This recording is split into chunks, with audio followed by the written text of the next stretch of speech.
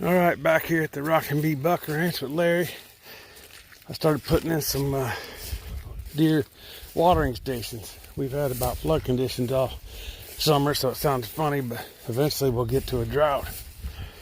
And I don't have a pond. I have some creeks that run through here. Sometimes they go dry, but getting the deer into a specific spot, they would much rather drink out of a hole that was muddy and covered than out of a clear lake or stream. They like the minerals. I put this in here the other day. It was a 110-gallon tub, and that's the hardest place to dig it in ever, is in a low spot. We got this much water because we had a torrential downpour. Otherwise, the tub is about 2 inches under the edge of the soil. But it not only filled up that, it's kind of outside the tub. You put a stick in it for the animals to crawl out. And I like to put the brush on one side. That way they'll bring the deer over into this area where you can have a shot from any of your tree stands at the deer during the deer season.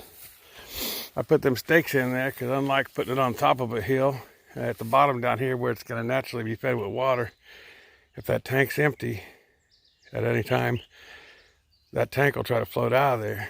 So that's the deal with a self-filling tank. If you try to make one, I had to dig a hole deeper on one side and have the water pump in there because we've had so much water, and have it pumping.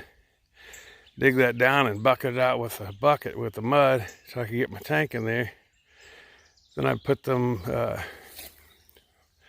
fence poles in there upside down. I put the blades on top of the tub to hold the tub in and pounded them down in the ground. And I just dumped a couple bags of concrete around the outside to help them set in there. And then I pulled the pump out.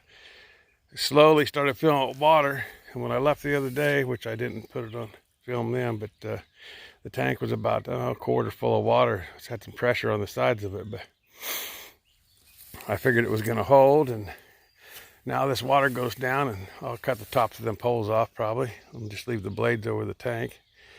And that tank should have to worry about it too much. It should fill up off groundwater whenever it rains. But like I said, they're a hell of a lot harder to put in when you put them in a natural wet area.